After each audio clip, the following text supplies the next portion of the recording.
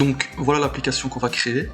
Donc chaque utilisateur aura un wallet, donc un portefeuille dans lequel il pourra déposer ou retirer du Matic. Donc là je suis connecté avec un compte que j'ai nommé vendeur. Je décide d'envoyer 0,01 Matic. Je sais pas en envoyer beaucoup puisque j'en ai pas beaucoup sur mon compte. Voilà, je confirme.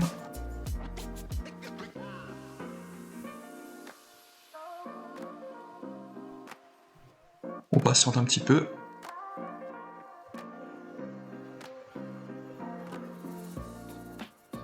Voilà, la transaction est confirmée et on a bien ce message qui indique que le transfert a été réalisé. On va maintenant se connecter sur un autre compte.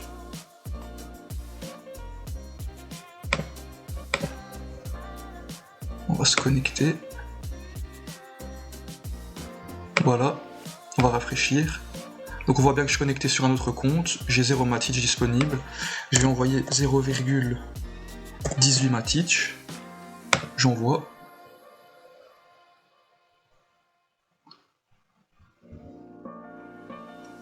Je confirme. On patiente un petit peu.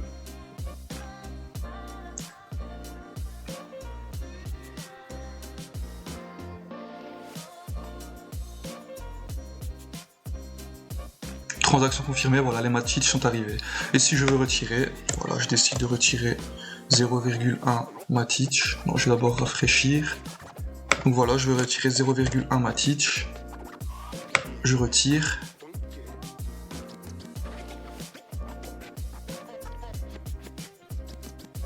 Je confirme. On patiente un petit peu.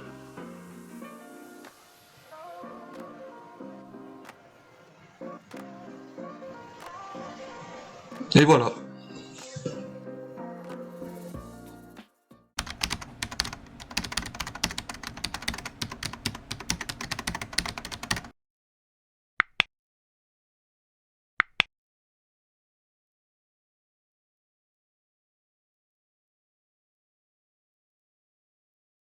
Donc voilà, tout d'abord, on va créer un dossier qu'on va nommer projet Matic. Voilà. On va se rendre sur Visual Studio Code. Voilà. Donc on va ouvrir le projet qu'on vient de créer. Donc projet Matic. J'ouvre. Ok. On va lancer un terminal. Et on va créer l'application React. Donc cette application qu'on va appeler Wallet Matic. On exécute.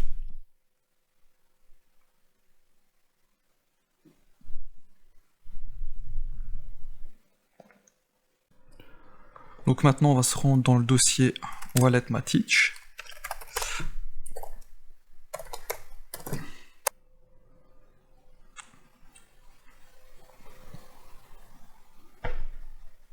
Et ce qu'on va faire, c'est on va installer Ethers et Ardat.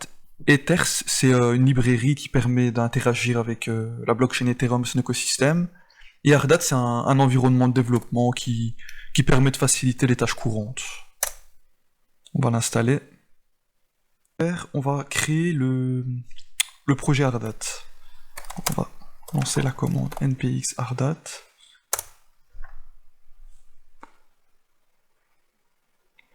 Donc on va créer un projet JavaScript.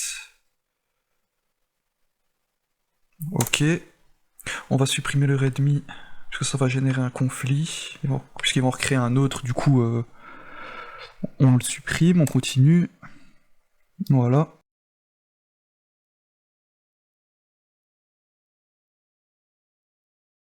On va se rendre dans Contract, logs.sol. On va le renommer et on va l'appeler wallet. Bon, on va l'appeler tout simplement wallet.sol. Contract, on va lui donner le nom wallet. Ok. toute cette partie-là, on peut la supprimer. Voilà.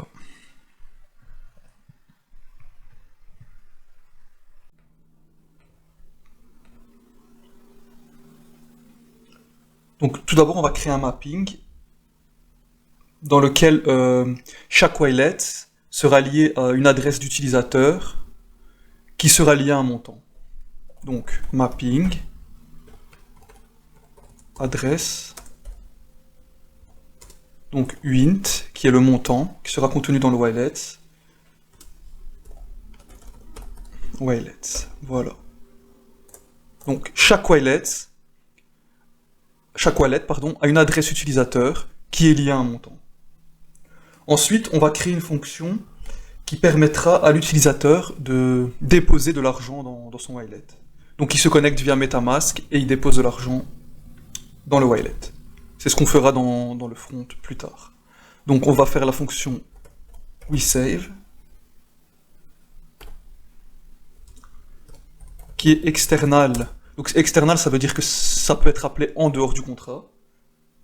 En payable. Donc lorsque on reçoit de l'argent, il faut toujours spécifier payable.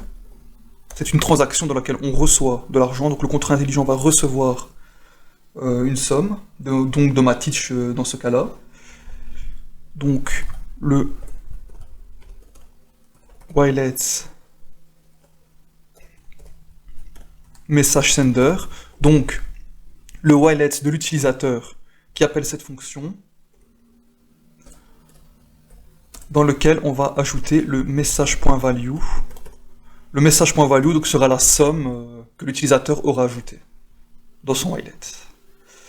Ensuite, on va faire une fonction qu'on va appeler getBalance. Donc elle sera en external. View pour dire que c'est une fonction qu'on peut voir. Il n'y aura aucune modification, on pourra juste voir. Returns, donc ça va retourner un uint, puisque c'est le montant contenu dans le wallet. Donc ce qu'on va faire, c'est qu'on va retourner tout simplement le wallet de l'utilisateur. Wallet.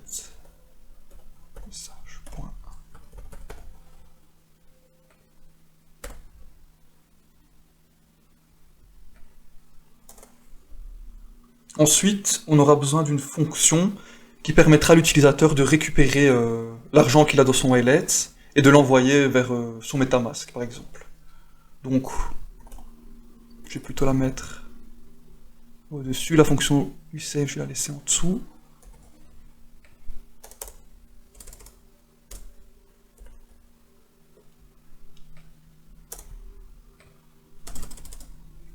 Donc cette fonction, je vais l'appeler withdraw.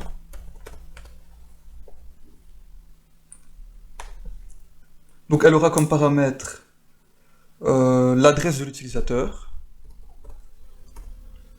Donc dans ce cas-là, en payable, j'ai oublié un D ici, en payable puisque c'est une somme que l'utilisateur va recevoir. Donc chaque adresse qui reçoit une somme d'argent doit être en payable. On va l'appeler tout. Et on va lui donner aussi comme paramètre le montant que l'utilisateur souhaitera retirer. Voilà.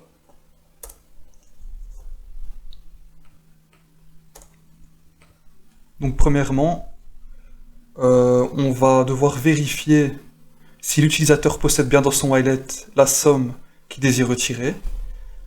Donc on va mettre un require. Donc le montant doit être inférieur ou égal au montant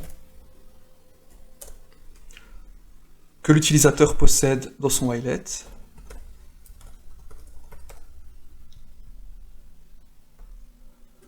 Sinon, on aura un message pas assez de fonds.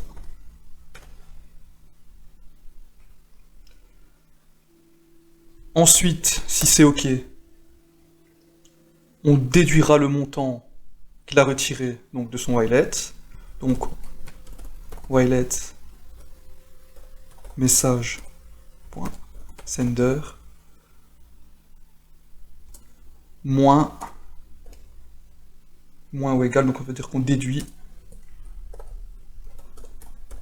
moins le montant qu'il a spécifié.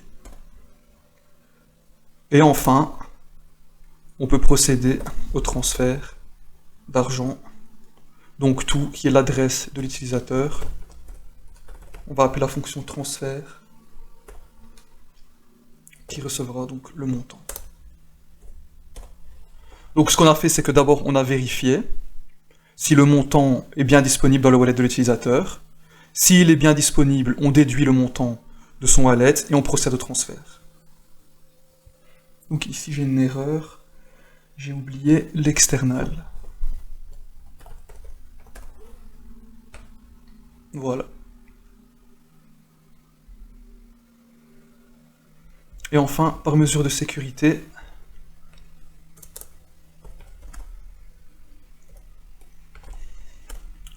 on va créer une fonction fallback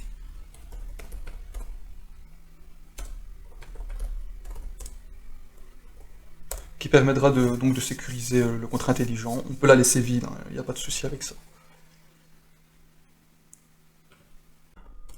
Se rendre. Donc, on va installer .env.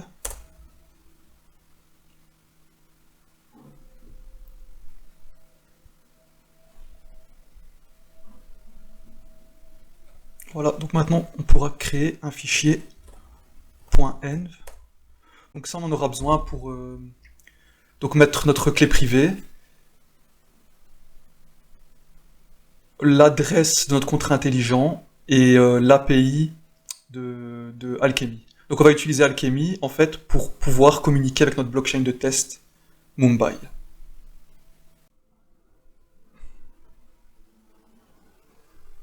Donc maintenant, on va se rendre sur le site d'Alchemy.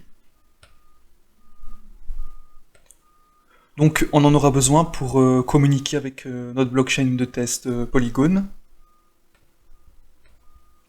Donc Alchemy. Je vais me connecter. Si vous n'avez pas de compte dessus, vous pouvez en créer un. Ça va assez vite. Voilà, donc moi mon projet est déjà créé.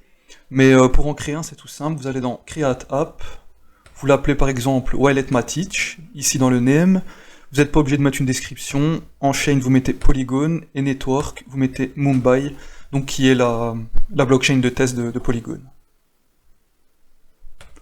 Ensuite, une fois que c'est créé, vous allez dans View Details, View Key, et vous récupérez ici la clé HTTPS. Donc ici, je vais faire copie. Je me rends dans mon fichier env,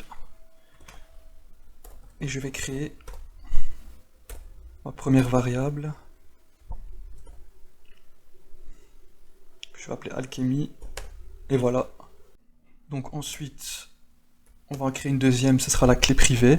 Donc pour récupérer la clé privée, vous allez sur votre MetaMask. Vous pouvez en créer un si vous n'en avez pas. Voilà.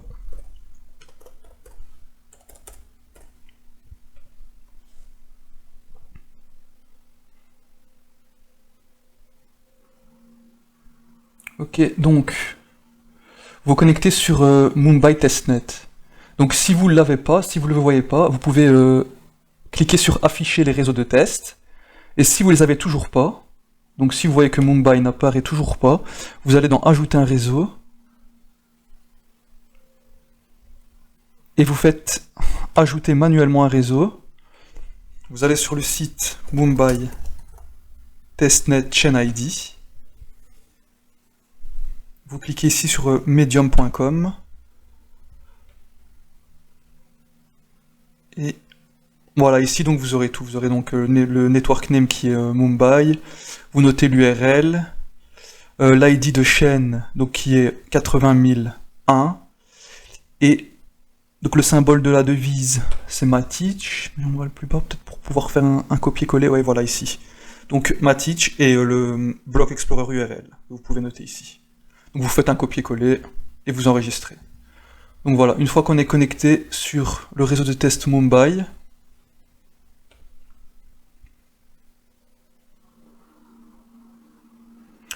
à ce moment-là, il suffira d'aller sur votre compte, donc d'aller dans détail du compte, et ici vous faites exporter la clé privée, vous entrez votre mot de passe, vous récupérez votre clé privée, vous la copiez, et vous la collez ici, donc dans Poivatkey. Mais surtout,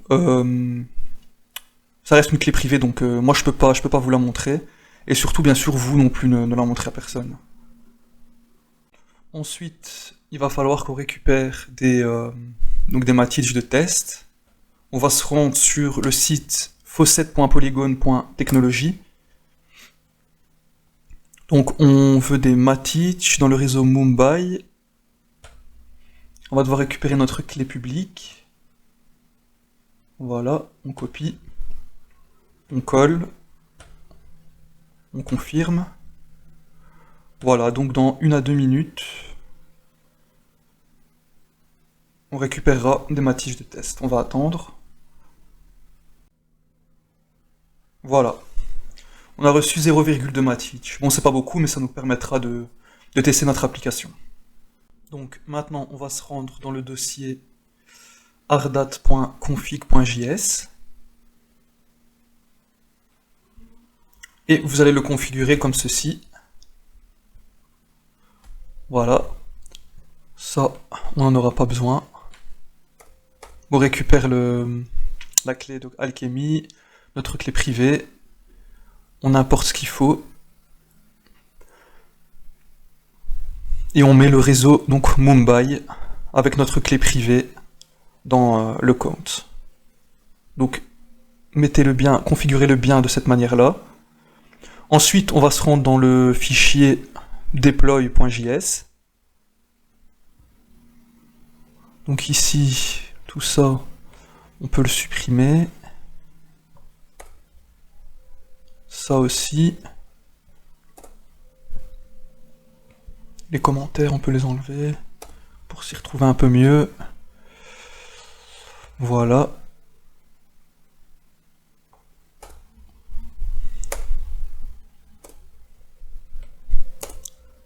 Et voilà, donc on va faire un... Et voilà, donc on va faire un déploiement basique.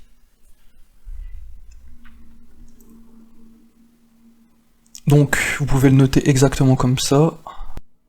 Donc maintenant, on va insérer cette commande. C'est pour pouvoir utiliser tous les packages qui sont couramment utilisés avec Ardat. On va l'installer.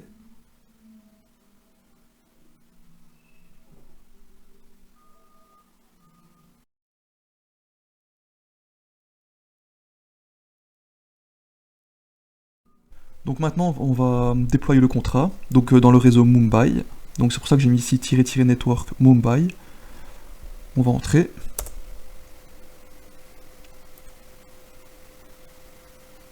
Donc voilà, notre contrat est déployé sur cette adresse. On va la récupérer. Et on va venir l'insérer ici dans notre variable d'environnement.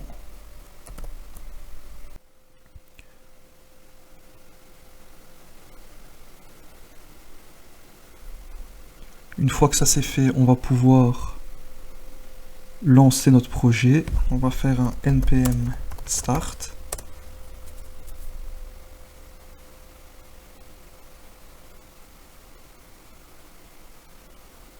Et on va pouvoir se rendre sur notre projet. On va procéder à un petit nettoyage. Donc,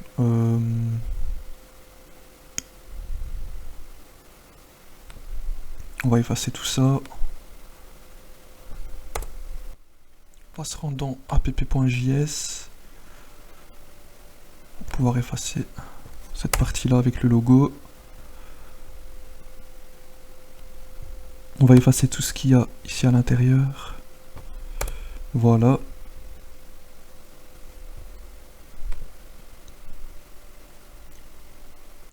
Donc, Tout d'abord, on va importer tout ce dont on aura besoin. Donc on aura besoin d'un useState, un useEffect. On aura besoin de Ethers, donc, qui est une librairie qui nous permet d'interagir avec la blockchain Ethereum et son écosystème. On aura besoin aussi d'importer le fichier wilet.json, dans lequel il y aura l'ABI, et l'ABI en fait permet d'accéder aux données du contrat intelligent. Donc c'est un peu comme une API le fait avec des serveurs centralisés, même si ça reste assez différent. Et on va importer notre CSS. On va se rendre dans app.css et on va venir copier ce code CSS. Voilà. Donc le but de cette vidéo n'est pas de vous apprendre le CSS, le but c'est de comprendre comment créer cette application, notamment en utilisant le smart contract qu'on a créé, quoi. Ce dossier artifacts, on va le copier et on va le coller dans le dossier src.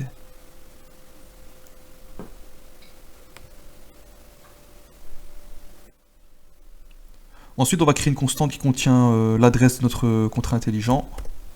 Voilà. Donc on la récupère via notre variable d'environnement.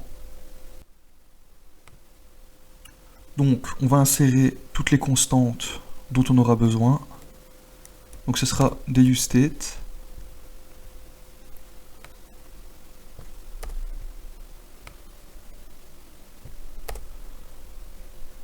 Donc cette constante, ce state nous permettra donc de récupérer le compte de l'utilisateur connecté, le montant qu'il possède dans son wallet, le montant qu'il désire envoyer, le montant qu'il désire retirer, les messages d'erreur et les messages de succès.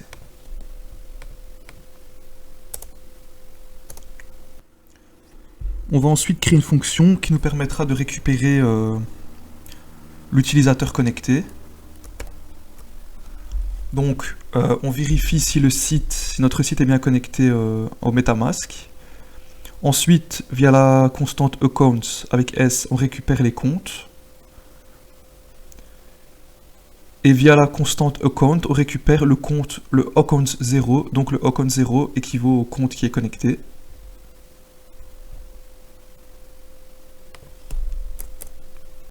Ensuite, on va créer une fonction qui nous permettra de récupérer le montant que l'utilisateur possède dans son wallet. Donc la fonction, c'est une fonction asynchrone que j'ai nommée getBalance. D'abord, je vérifie si l'utilisateur est bien connecté au MetaMask. Ensuite, je crée un provider. Donc le provider permet au site web de demander les comptes Ethereum des utilisateurs. Ensuite, je crée une instance du contrat intelligent dans lequel je lui indique l'adresse du contrat intelligent, l'ABI et le provider.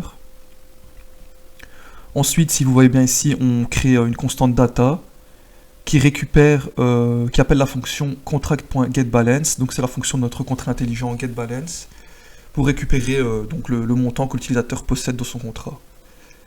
Et il faut savoir quel montant, donc de quel utilisateur. Donc c'est pour ça que j'ai créé une constante overwrites from account, donc qui récupère le compte de l'utilisateur qui est connecté.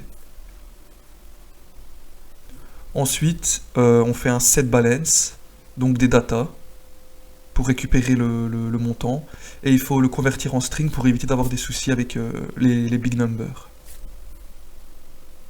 Tout ça est mis dans un try catch, et donc s'il y a une erreur, on recevra un message, une erreur est survenue.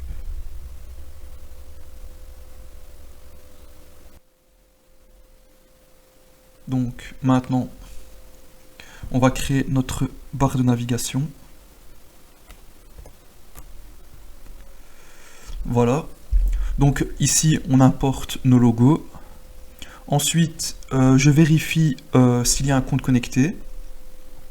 Et s'il y a un compte connecté, j'affiche les 6 premiers caractères de son adresse, ainsi que les 6 derniers. Et donc ça donne ça, ici dans un bouton de connexion.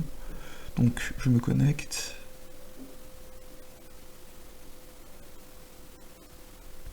Voilà. Et voilà. Donc les 6 premiers caractères apparaissent, et les 4 derniers, pardon. Ensuite, donc s'il n'est pas connecté, s'il n'y a pas de compte connecté, on aura le bouton connexion qui s'affiche.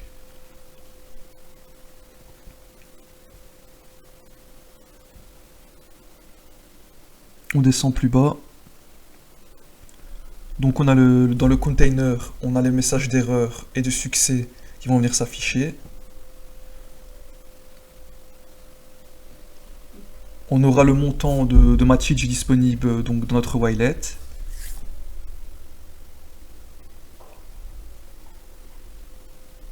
Et donc ici, on pourra envoyer ou retirer du Matic. Et là, on n'a pas encore créé les fonctions pour ça. On va les faire tout de suite.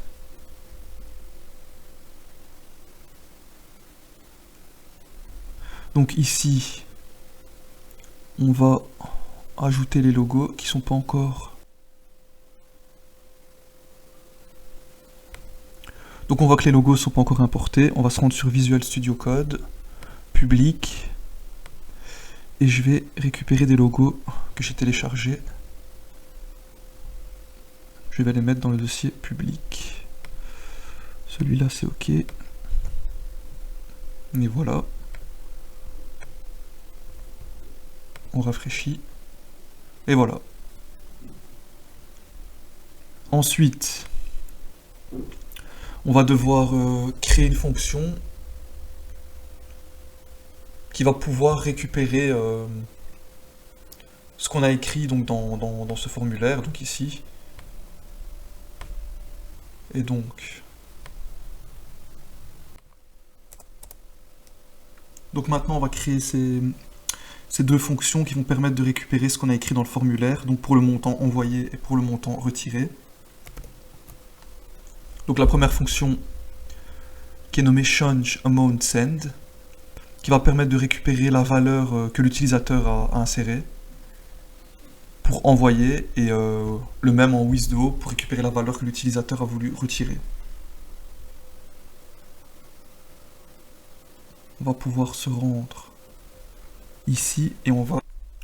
Et donc ici on va insérer le onChange. Et la fonction se nomme change amount send. Donc c'est pour le montant envoyé. Et on va faire la même chose pour le montant retiré.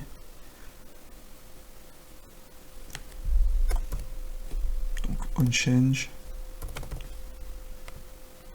Et ce sera change amount withdraw.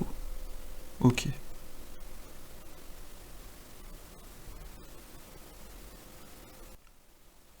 Donc on va venir se placer en dessous de getBalance et on va créer une fonction qui permettra à l'utilisateur de déposer de l'argent donc, dans son wallet, donc de son MetaMask vers son wallet. Voilà. Donc c'est une fonction que j'ai nommée transfert, une fonction asynchrone. Tout d'abord on vérifie si l'utilisateur a bien entré un montant. Ensuite on remet les messages d'erreur et les messages de succès à 0. On vérifie si l'utilisateur est bien connecté au MetaMask. On crée donc la constante provider. On crée un signer, parce qu'en fait, un signer, on va l'utiliser quand on va modifier les données dans la blockchain. Et comme là, on va faire une transaction, on aura besoin d'un signer. Ensuite, on ouvre le try-catch.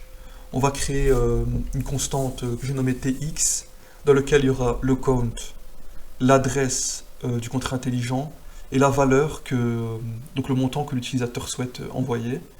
Le montant sera de base en Wei, et donc avec cette fonction, on va pouvoir le convertir en Matic. Ensuite, on crée la constante transaction.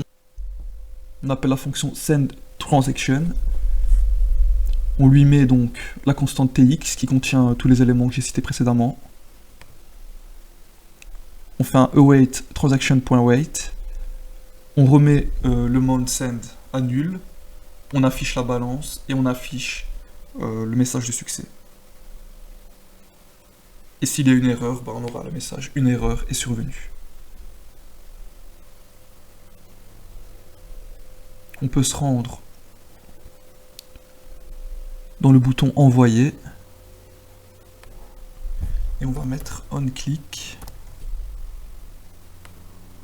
Ça sera « Transfert ». Voilà.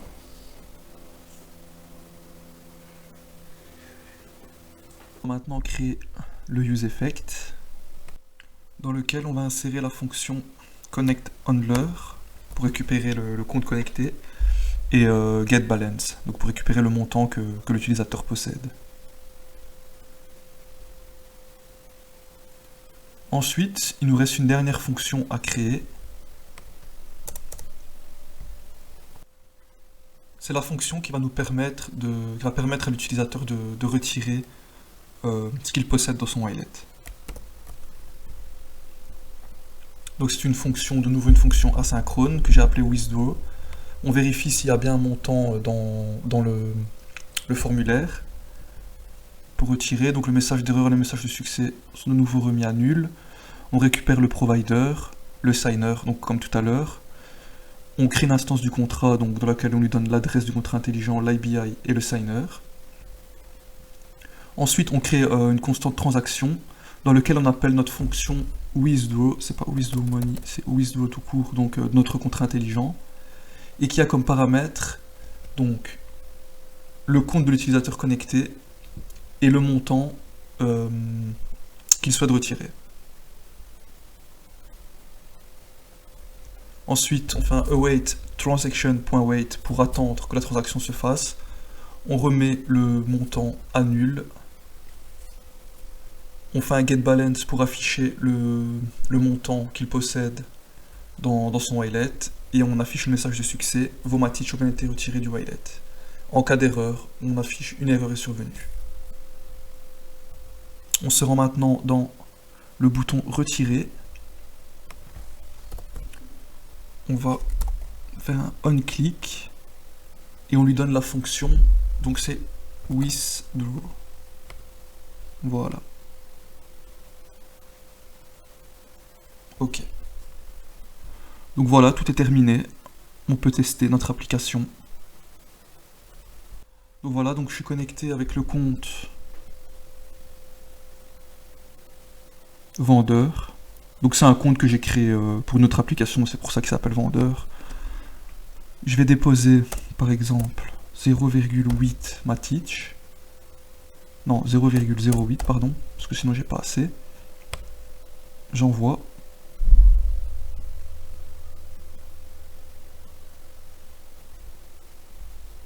Je confirme.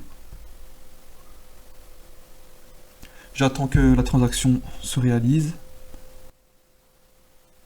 Transaction confirmée. Et voilà. Donc maintenant, si je veux, je peux retirer 0,04 Matic par exemple. Je retire.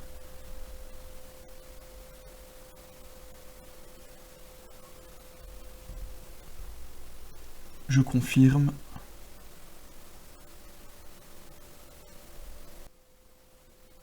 Transaction confirmée. Voilà. Et même si je rafraîchis, j'ai toujours mes 0,04 Matic disponibles. Je vais essayer de me connecter avec un autre compte.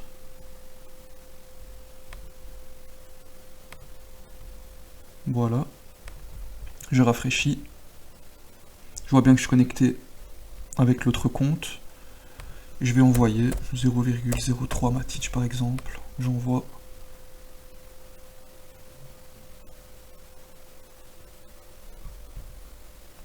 Je confirme.